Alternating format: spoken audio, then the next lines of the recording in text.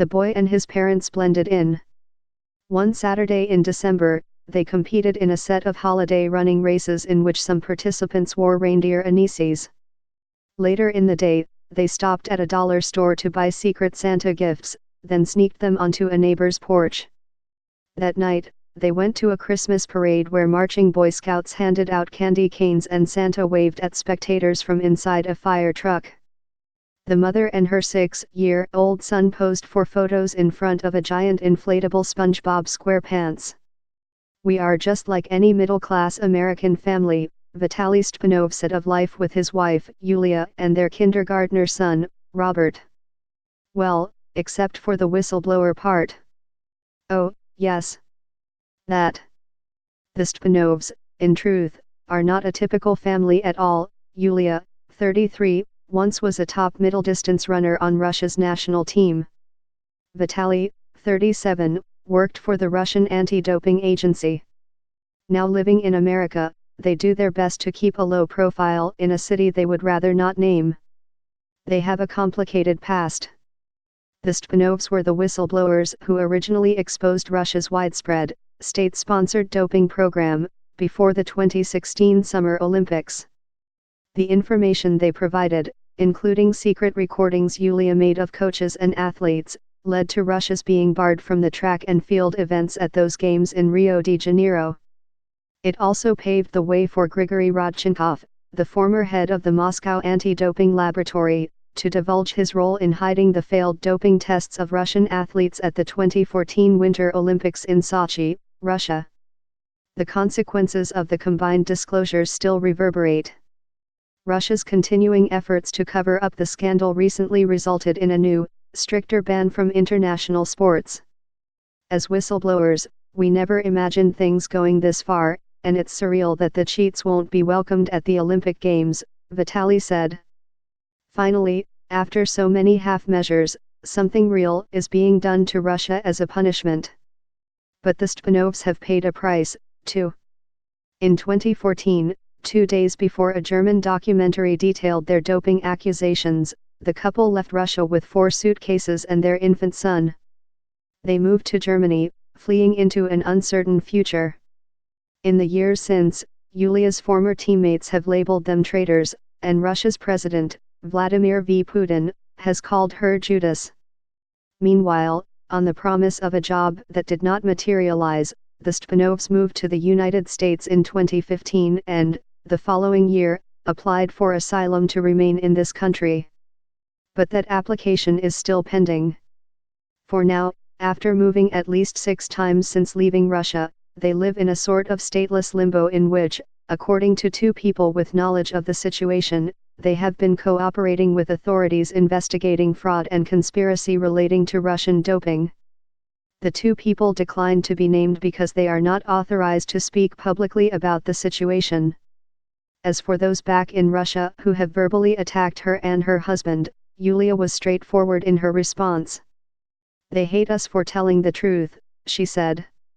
"I've seen comments on the internet like, 'We should kill those traitors, we should go poison them.' But we feel safe here. We want to stay here."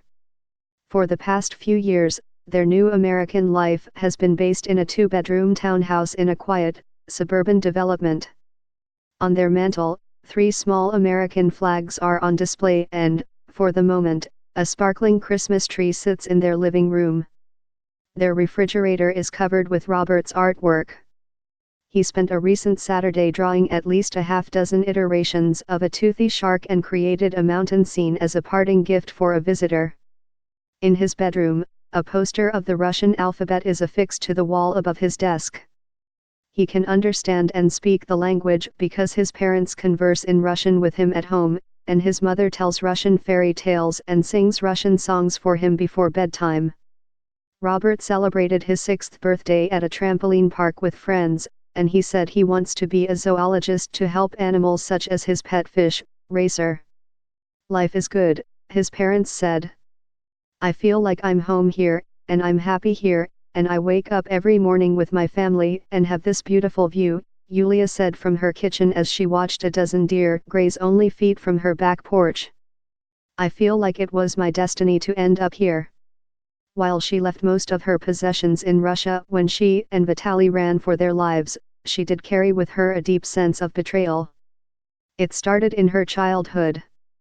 Her father, who died of cancer when she was 27, beat her, her mother and her two sisters, she said, and often scolded her for having Olympic dreams. He wanted her to work on their potato farm instead. Her coaches turned on her when she received a 2-year ban for blood values that indicated doping. Her teammates, even her best friend, declined to stand with her and fight the team's doping. By the time she arrived in America, she said, she had cut most ties with people outside her family. She admitted that she is cautious about forging relationships with new friends. "I don't want anyone close to me because I could be hurt," she said. She likes that Americans tend to be friendly, though, and that the ones she knows don't pry into her past. When mingling with her neighbors or the women in her running group, she smiles easily and has a natural radiance to her, but keeps her backstory to herself. Sometimes, that story finds her. Yulia said her heart sank when a neighbor once said she and her Russian husband had seen Yulia on Russian TV. "She told me, 'I just want to let you know that we are on your side,'" Yulia recalled. But when she told Vitaly about the conversation, he snapped, "I told you not to talk to strangers." Yet at times, she has been very vocal about the need for clean sports, testifying to Congress about doping and speaking publicly about it at the White House. The Stepanovs said they support themselves through financial arrangements with the International Olympic Committee. Vitaly works as a consultant, meeting with the IOC's president Thomas Bach and some of the same Olympic officials he battled in 2016 as he tried, but failed, to get Yulia into the Rio Games. Yulia receives an IOC scholarship that provides financial support for athletes training for the Olympics. It pays for her training expenses, though it is unlikely she will ever get to run in the Games. Despite the income much more than the $18,000 a year Vitaly said he would be making at the Russian anti-doping agency, the Stepanovs live frugally. Most of their furniture came from Craigslist or from local benefactors, they said. Yulia's favorite store is Ross Dress for Less, and she drives a 2012 Ford Escape with nearly 184,000 miles on its odometer. Their go-to pizza dinner is the $5.99 special from Domino's. Vitaly, who attended high school and some college in the United States, has earned 2 college degrees online. He hopes to work in Olympic sports one day, and Yulia was in school for a time, too. She enrolled to learn English, but found it easier to pick up words by watching subtitled films. The Harry Potter movies are her favorite. But she never thought she would need to know English. When she left Russia 5 years ago, she thought she would return soon. She ended up leaving a great deal behind. Friends. Family, including one sister with kidney cancer that appears to have spread. She said she Skypes with her relatives about once a month. She knows she may never again see the sentimental items she didn't bother to take with her, photos of family and friends, her grandfather's World War II medals, the silver cup Vitaly's parents gave to Robert when he was born. Vitaly said he had moved on from those memories. He is a practical man. But sometimes there are exceptions. For example, it makes little practical sense for him to help Yulia train for next summer's Tokyo Olympics. They are both aware that her window as an elite runner most likely is closed. Her top recent time in her best event, the 800 meters, is more than 4 seconds slower than the Olympic qualifying standard. Now the Olympic dream is just a dream, Vitaly said. But we keep pushing so she can have a goal to shoot for. It's nice to see Yulia doing something she loves. One of the handful of people Yulia and Vitaly speak to on a consistent basis is Patrick Magyar, the former vice chairman of the Diamond League, the prestigious series of global meets. He became their unofficial advisor in 2014 soon after they left Russia, and now they talk weekly.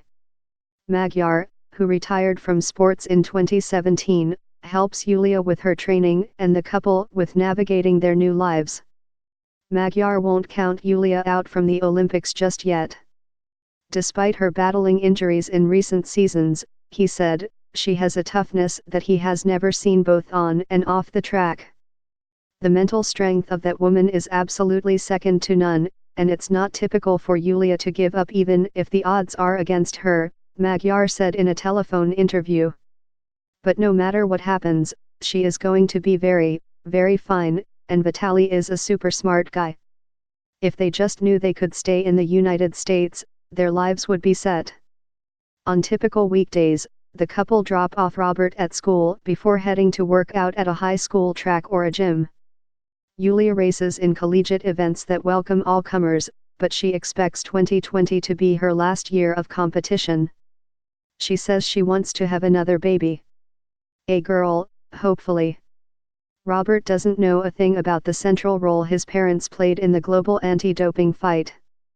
Last year, Vitaly read him a Russian children's book that addressed the issue of doping and was published by the Russian anti-doping agency.